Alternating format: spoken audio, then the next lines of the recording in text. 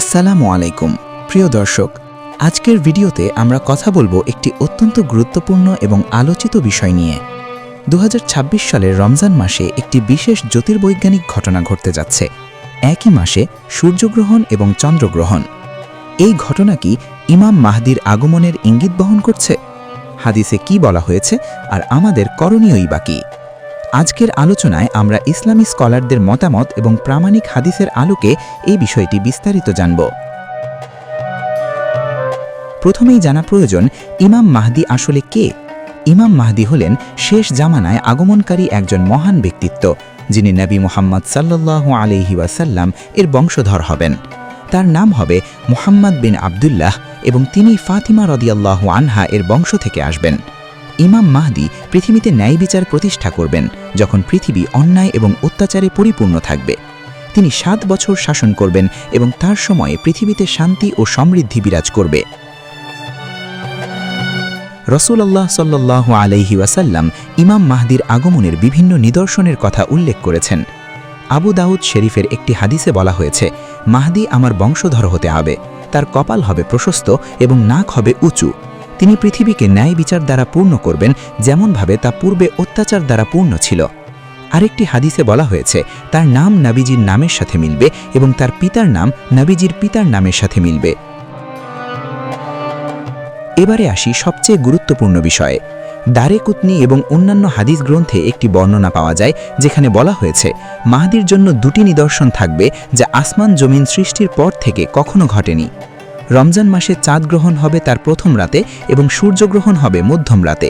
এই হাদিসের সনদ নিয়ে আলেমদের মধ্যে মতভেদ আছে, কিন্তু অনেক স্কলার এটিকে গুরুত্বপূর্ণ মনে করেন। সাধারণত চন্দ্রগ্রহণ রমজানের মধ্যভাগে এবং সূর্যগ্রহণ শেষের দিকে ঘটে। জ্যোতির্বিজ্ঞানীদের হিসাব অনুযায়ী 2026 সালের রমজান মাসে প্রকৃতপক্ষে একটি বিশেষ ঘটনা ঘটবে। 17 ফেব্রুয়ারি 2026 তারিখে একটি আংশিক সূর্যগ্রহণ এবং 3 মার্চ 2026 তারিখে একটি পূর্ণগ্রাস চন্দ্রগ্রহণ হবে, যা রমজানের 7 তারিখে পড়বে। এই ধরনের সমাপতন অবশ্যই বিরল, তবে প্রতি কয়েক দশকে একবার ঘটে থাকে। প্রশ্ন হল, এটি কি সেই হাদিসে বর্ণিত নিদর্শন? আকর্ষণীয় বিষয় হল, এই ধরনের রমজানে গ্রহণের ঘটনা আগেও ঘটেছে। 1894 সালের রমজান মাসে চন্দ্রগ্রহণ এবং সূর্যগ্রহণ ঘটেছিল। সেই সময় মির্জা গোলাম আহমদ কাদিয়ানি নিজেকে মাহদি দাবি করেছিলেন এই গ্রহণকে দলিল হিসেবে ব্যবহার করে। তবে আহলে সুন্নাত ওয়াল জামায়াতের আলেমগণ তাকে প্রত্যাখ্যান করেছেন এবং তার দাবি মিথ্যা প্রমাণিত হয়েছে। এটি আমাদের শিক্ষা দেয় যে শুধুমাত্র গ্রহণের ঘটনাই যথেষ্ট নয়, বরং অন্যান্য সব শর্ত এবং নিদর্শন পূরণ হতে হবে। সমসাময়িক ইসলামী স্কলারদের মতামত কি? বেশিরভাগ আলেম বলেন গ্রহণের হাদিসটির সনদ দুর্বল এবং এটি একমাত্র নিদর্শন নয়। শাইখ আলবানী রাহিমাহুল্লাহ এই হাদিসকে দুর্বল বলে চিহ্নিত করেছেন। তবে কিছু আলেম বলেন এটি অন্যান্য বর্ণনার সাথে মিলিয়ে বিবেচনা করা যেতে পারে। গুরুত্বপূর্ণ বিষয় হল, ইমাম মাহদির আগমনের সময় কেউ নির্দিষ্ট করে বলতে পারে না। রাসূলুল্লাহ সাল্লাল্লাহু আলাইহি ওয়াসাল্লাম বলেছেন, কিয়ামতের সময় সম্পর্কে জল্পনা কল্পনা করো না। আমাদের কাজ হলো প্রস্তুত থাকা, অনুমান করা নয়।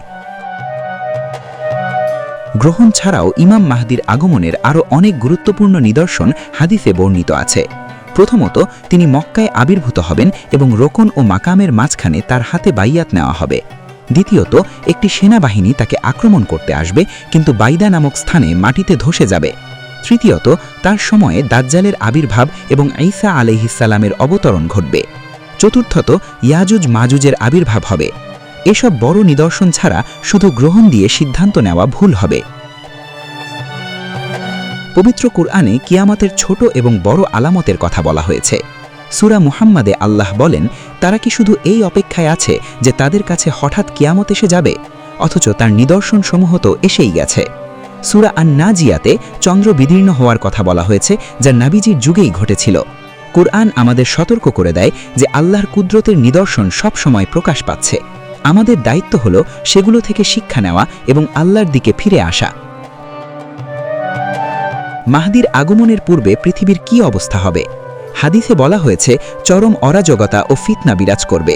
মুসলিম শরীফের হাদিসে আছে, তোমরা এমন এক যুগে প্রবেশ করবে যখন দিন মেনে চলা হবে জ্বলন্ত কয়লা হাতে রাখার মতো কঠিন।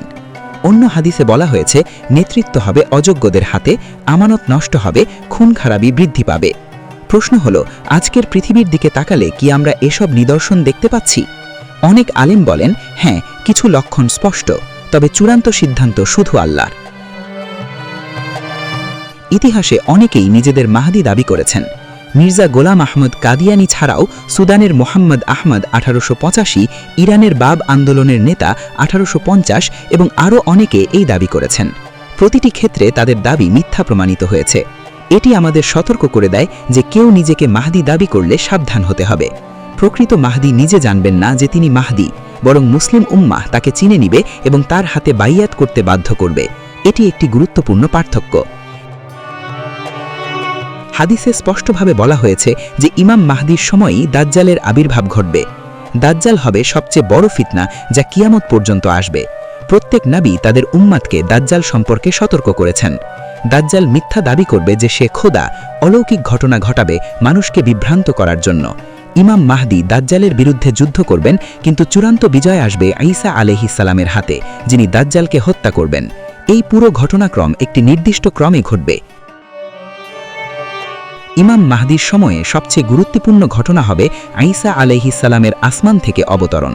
সাহিহ মুসলিমের হাদিসে আছে, ঈসা আলাইহিস সালাম দামেস্কের পূর্ব দিকে সাদা মিনারের কাছে 2 ফেরেশতার কাঁধে ভর করে অবতরণ করবেন। তিনি হালকা হলুদ 2 কাপড় পরিহিত থাকবেন। তিনি নামাজের জন্য ইমাম মাহদির পেছনে দাঁড়াবেন, যা প্রমাণ করবে যে মুহাম্মদ সাল্লাল্লাহু আলাইহি ওয়াসাল্লাম সর্বশেষ নবী। ঈসা আলাইহিস সালাম দাজ্জালকে হত্যা করবেন এবং তার সময়ে পৃথিবীতে শান্তি ও ন্যায় বিচার প্রতিষ্ঠিত হবে। ঈসা আলাইহিস সালামের সময়ে আরেকটি বড় ফিতনা হবে ইয়াজুজ মাজুজের আবির্ভাব।